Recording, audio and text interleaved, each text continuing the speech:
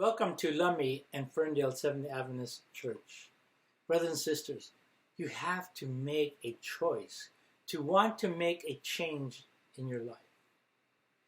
And to not decide to make a change in your life, you have already decided. Now, critics respond to Michael Jackson's song, Man in the Mirror, arranged with a gospel choir. Critic John Perialis of the New York Times noticed that the man in the mirror has gospelly lift. I see the kids in the street with not enough to eat. Who am I to be blind, pretending not to see their needs? It's time that I realize that there are some with no home, not a nickel to loan, somebody's broken heart, and a washed out dream. They follow the pattern of the wind, you see, because they got no place to be. That's why I'm starting with me. Another critic from Rolling Stones, David Sigerson, says Michael Jackson didn't even write the words of The Man in the Mirror. In response, Jackson offers a straightforward homily of personal commitments. I'm starting with the man in the mirror. I'm asking him to change his ways. And no message could have been any clearer. If you want to make the world a better place, take a look at yourself and then make a change. Let's pray. Dear Heavenly Father, we just want to thank you that if we decide to accept you as Lord and Savior, that you promise that you'll change us to be more like you. Thank you for your word to inspire us to follow your examples and to be more like you. Thank you, Lord. In your Son's Jesus' name we pray. Amen.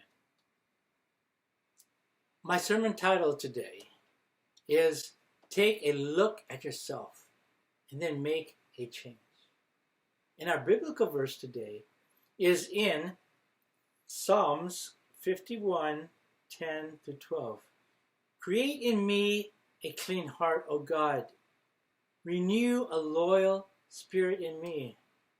Do not banish me from your presence, and don't take your Holy Spirit from me. Restore to me the joy of your salvation and make me willing to obey. And today is a good day to reflect at where we are and what we have been doing. Every one of us can see things in ourselves that we desire we could change.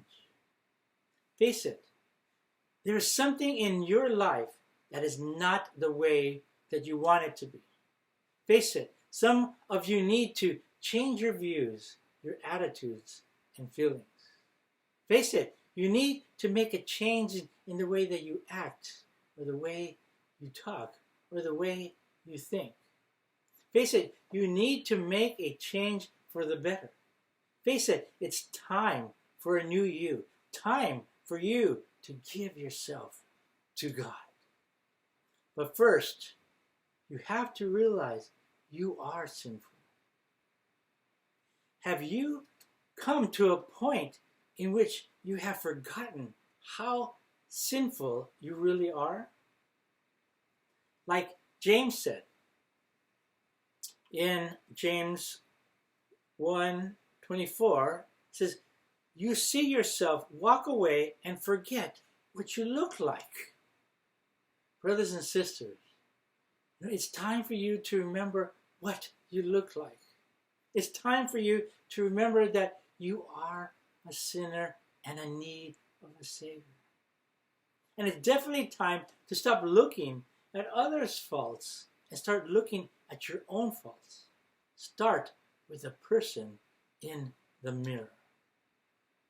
Take a look at yourself and then make a change. When we look at a mirror, it reflects back a true image of what we are and who we are. And what is that image? We are all sinful human beings. As the Word of God says in Romans 3:23, for everyone have sinned. We all fall short of God's glorious standard. When we are truly convinced that we have a problem, we can recognize we need to make a change by confessing to the Lord. David's acknowledgement over his sin with Bathsheba caused him to reveal his inward nature and affections, leading him to confess to the Lord. In Psalms 51:10-12, create in me a clean heart, renew a loyal spirit in me. Do not banish me from your presence, and don't take your Holy Spirit from me. Restore to me the joy of your salvation and make me willing to obey you. So, given the seriousness of his adultery and murder, David fears the loss of the Holy Spirit and being expelled from God's presence. Now, this repentance of David acknowledges he agrees with God about the wickedness of his nature. Lately, have you agreed with God about the wicked nature of your sins? In other words, David takes a look at himself in the mirror, and here is the most important part. He doesn't forget what he looks like and acknowledge his sins, and then he was willing to start over a new life filled with loving obedience to God. In the Word of God says in James 1:23-25, for if you listen to the word and don't obey it, it is like glancing at your face in a mirror. You see yourself walk away and forget what you look like. But if you look carefully into the perfect law that sets you free, and if you do what it says and don't forget what you heard, then God will bless you for doing it. And this is exactly what we must do as Christians. The mirror, or God's law, was not given to condemn you, but to show you that there's something is wrong, that something is out of place. God's laws show you you have sinned. God's law shows you you are a sinner. And God's law shows you you need someone to save you from your sins. Then, if you acknowledge your sins, as well as not forgetting them, you realize, like David, you need to make a change in your life.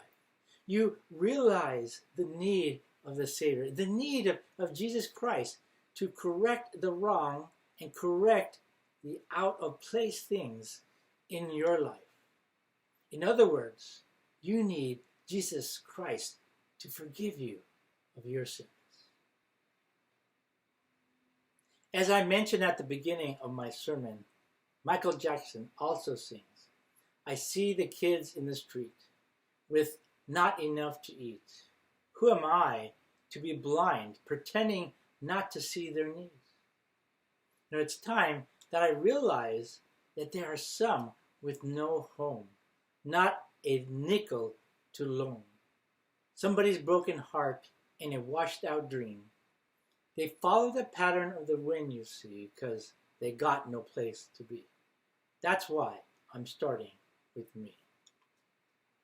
The guiding principles after you make that change to accept Jesus Christ as your Lord and Savior, your heart then springs from knowing God loves you. You then love others. We love each other because He loved us first. If someone says, I love God but hates a fellow believer, that person is a liar. For if we don't love people, we can see how can we love God whom we cannot see. And he has given us this command: those who love God must also love their fellow believers. Notice it's not legalism when your behavior towards God is in harmony with your love. The Word of God says in John 14:15, if you love me, obey my commandments. And the new commandments Christ was talking about in the New Testament was the 10 commandments from the Old Testament in Exodus 23 through 17. So Matthew 22, 37 to 40 states, Jesus replied, you must love the Lord your God with all your heart, all your soul, and all your mind. This is the first and greatest commandment. And the second is equally important. Love your neighbor as yourself. The entire law and all the demands of the prophets are based on these two commandments. Notice again, your behavior towards God is in harmony with your love, as well as your behavior towards your neighbor is in harmony with your love. And again, that's not legalism. The love of God is summed up in the first 4 commandments of the 10 commandments. And the love for your neighbor is summed up in the last 6 commandments of the 10 commandments. Your affections and desires must be wrapped up in loving God and everyone, including your enemies. And what does it mean when Paul wrote in Romans 3:28, so we are made right with God through faith and not by obeying the law? Or what does it mean when Paul wrote in Galatians 5:22-23, but the Holy Spirit produces this kind of fruit in our lives: love, joy, peace, patience, kindness, goodness, faithfulness, gentleness, and self-control. There is no law against these things. What Paul means in these biblical verses is when you love God, you don't have to choose as to whether you will or not worship God on the 7th day. Your choices had already been made out of your love for God about having to worship other gods or graven images or taking God's name in vain or remembering to go to church on Saturdays because of your love for God. What Paul also means in these biblical verses is when you love your neighbor, you don't have to choose as to whether you will or will not covet someone's things because of your love for your neighbor. Your choices had already been made out of love for others about having to honor your father or mother or murder or commit adultery or stealing or lying or coveting. And let's not forget what Paul said in Romans 3:31. Well then, if we emphasize faith, does this mean that we can forget about the law? Of course not. In fact, only when we have faith do we truly fulfill the law. So please don't let anyone convince you it's legalism when your behavior towards God and your neighbor is in harmony with your love. In conclusion, the test of a true Christian is love. Do you love God enough to take a look at yourself and then make a change? Do you love God enough to remember what you look like after seeing yourself in a mirror, a sinful human being who needs Jesus Christ as Lord and Savior? Do you love God enough to love others, including your enemies? How many Christians do say they love God and love their neighbors, yet they don't study God's Word daily? They don't pray to God daily. They pass up praying for others daily. They decline to worship corporately, of course, not during this COVID-19 pandemic. They reject helping their brothers and sisters who are in need. They refuse to love their enemies. As Christians, we must love the Lord and others with all our heart, soul, mind, and strength. Study God's Word and pray daily.